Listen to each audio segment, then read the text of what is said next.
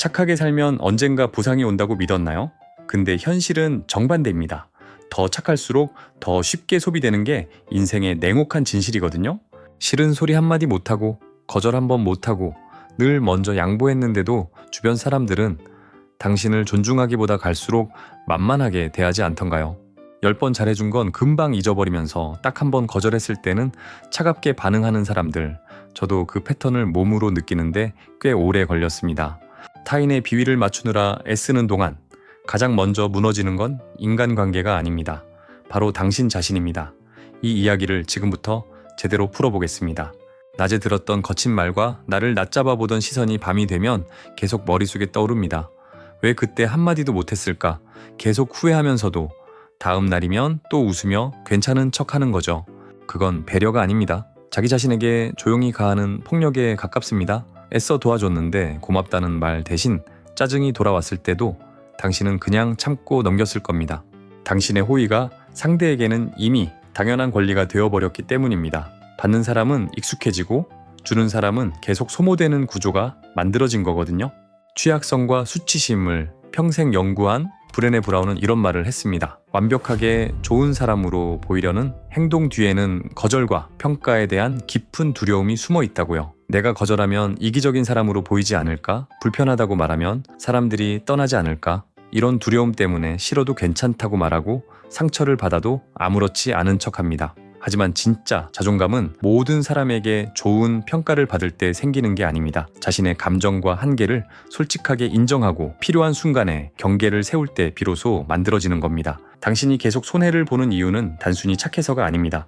누군가 목소리를 높이거나 불편한 기색을 보이면 그 상황을 빨리 끝내기 위해 참고 맞춰주고 한 발 물러서는 걸 반복한 거죠. 그게 오랫동안 반복되면서 하나의 습관이 됩니다. 해리엇 브레이커는 이 패턴을 착한 사람 증후군이라고 불렀습니다. 과도한 착함은 사랑받기 위해 익혀온 생존 전략일 수 있다는 겁니다. 거절하면 미움받을 거야. 상대를 실망시키면 관계가 끝날 거야.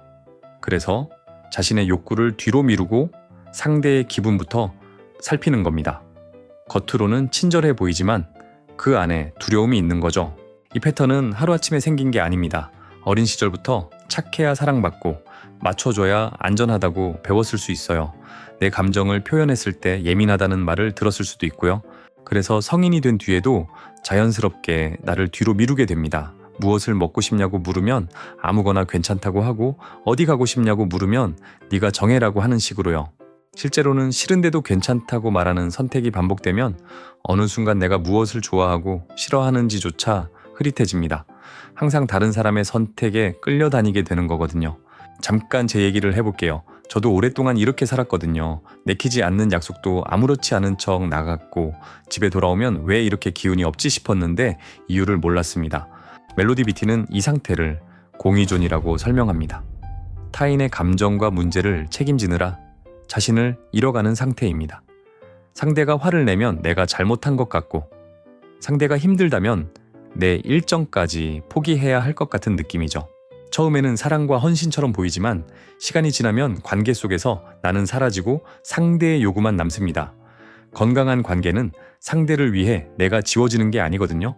내 감정과 욕구를 인정하고 어디까지 책임질 것인지를 구분하는 관계여야 합니다. 그게 진짜 연결이고 그게 오래가는 관계의 기반입니다.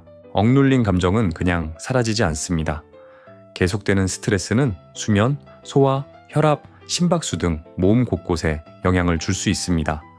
몸은 우리가 숨긴 스트레스를 조용히 쌓아두고 있는 거거든요. 그래서 어느 날 갑자기 이런 생각이 떠오릅니다. 왜 이렇게 가슴이 답답하지? 왜 사람 만나고 오면 이렇게 기운이 다 빠지지? 그 감각이 바로 몸이 보내는 경고 신호입니다. 당신이 계속 퍼주는 진짜 이유는 인정받고 싶기 때문입니다. 좋은 사람으로 보이고 싶고 불편한 사람이 되고 싶지 않은 마음. 저도 한때 그 마음을 정말 잘 알았거든요.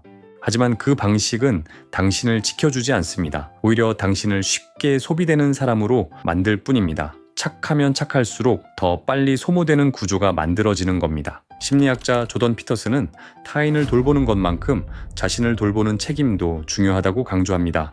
내 삶은 방치하면서 모든 사람의 문제를 해결하려는 태도는 결국 자신과 가까운 사람에게 상처를 줄 수 있다고요. 실제로 밖에서는 모든 부탁을 다 받아주면서 집에서는 지쳐서 가족에게 날카롭게 반응하는 사람들이 많습니다. 남들에게 좋은 사람으로 보이려고 에너지를 전부 써버린 결과입니다. 이제 관계의 구조를 봐야 합니다. 사람은 반복되는 행동에 금방 익숙해집니다. 처음에는 부탁이지만 반복되면 그게 규칙이 됩니다. 당신이 계속 맞춰주는 순간 상대는 그걸 기본값으로 받아들입니다. 그래서 10번 잘해줘도 아무렇지 않게 여기다가 딱 한 번 거절하면 왜 갑자기 변했냐고 반응합니다. 당신은 처음으로 선을 그었을 뿐인데 상대는 자신의 권리를 빼앗긴 것처럼 느끼는 거죠. 직장에서 점심시간마다 동료의 일을 대신해줬다고 생각해 보세요. 처음에는 고마워하지만 반복되면 당신은 언제든 불러도 되는 사람이 됩니다. 그러다 처음으로 거절하면 상대는 미안해하기보다 당황합니다. 친구의 상품, 구매 권유도 마찬가지입니다. 돈을 쓸 여유가 없는데도 의리 없는 사람처럼 보일까봐 원하지도 않는 결제를 합니다. 그 순간 당신은 물건을 산 게 아니라 불편한 상황을 피할 권리를 돈 주고 산 겁니다. 가족 관계에서도 반복됩니다. 부모가 자녀의 문제를 계속 대신 해결해주면 자녀는 그 희생을 기본으로 받아들이게 됩니다. 모든 문제를 대신 해결해주는 게 사랑은 아닌 거거든요. 때로는 상대가 자신의 선택과 결과를 직접 감당하게 두는 것이 더 성숙한 사랑입니다. 그게 관계에서 상대를 진짜로 존중하는 방식이기도 하고요. 결국 당신이 계속 손해를 본 이유는 모자라서가 아닙니다. 기준 없이 계속 퍼줬기 때문입니다. 그 결과 당신의 호의는 특별한 가치가 아니라 그냥 기본값이 되어버린 겁니다. 이제 방향을 바꿔야 합니다. 제가 직접 써먹고 효과를 본 방법들인데요. 3가지만 기억하시면 됩니다. 그 중에서 가장 먼저 해야 할 건 모든 부탁을 다 받아주지 않는 겁니다. 지금은 점심시간이라 식사 후에 확인하겠습니다. 이번에는 도와드리기 어렵습니다. 일정을 확인하고 답변 드릴게요. 이런 짧은 말 한마디면 충분합니다. 길게 해명할 필요가 전혀 없어요. 이건 싸우자는 말이 아닙니다. 당신의 시간을 스스로 정리하는 말입니다. 상대가 당황한다고 해서 당신이 잘못한 게 아닙니다. 관계의 규칙이 바뀌는 중일 뿐이거든요. 2번째는 불편함을 무시하지 않는 겁니다. 누군가의 전화만 와도 긴장되고 부탁을 받을 때마다 가슴이 답답하다면 몸이 먼저 경계 침범을 알리고 있는 것일 수 있습니다. 나는 이것이 불편합니다. 이 방식은 받아들이기 어렵습니다. 저는 여기까지 할 수 있습니다. 이런 표현들이 처음에는 엄청 어색하게 느껴질 수 있습니다. 저도 처음엔 그랬으니까요. 자신의 감정과 한계를 표현하는 건 예민하거나 이기적인 행동이 아닙니다. 나도 이 관계 안에 존재한다는 사실을 알리는 행동입니다. 그 차이를 아는 게 출발점입니다. 3번째는 사람을 선별하는 겁니다. 모든 사람에게 똑같이 잘해줄 필요가 없습니다. 가족이나 가까운 사람에게 쓸 에너지와 스쳐 지나갈 사람에게 쓸 에너지는 달라야 합니다. 누군가 실망했다고 해서 그 감정까지 내가 다 책임질 필요는 없습니다. 상대의 감정은 상대의 몫이고 당신의 선택과 경계는 당신의 몫입니다. 이걸 구분하는 것만으로도 삶이 달라집니다. 당신이 거절을 시작하자 떠나는 관계라면 그 관계는 당신이 맞춰줬기 때문에 겨우 유지됐을 가능성이 큽니다. 오히려 경계를 세우면 진짜 남아야 할 사람과 이용하던 사람이 구분되기 시작합니다. 도움을 주기 전에 자신에게 3가지 질문을 던져보세요. 나는 정말 원해서 돕는가? 미움받을까봐 두려워서 돕는가? 이 일을 한 뒤에도 상대를 원망하지 않을 수 있는가?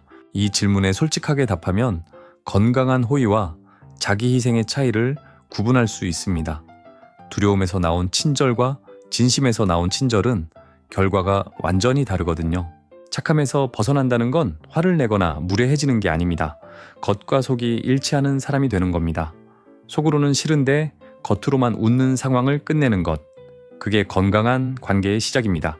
브레네 브라운은 경계와 진정성의 중요성을 말했고 해리엇 브레이커는 사랑받으려고 자신을 희생하는 패턴에서 벗어나야 한다고 했습니다.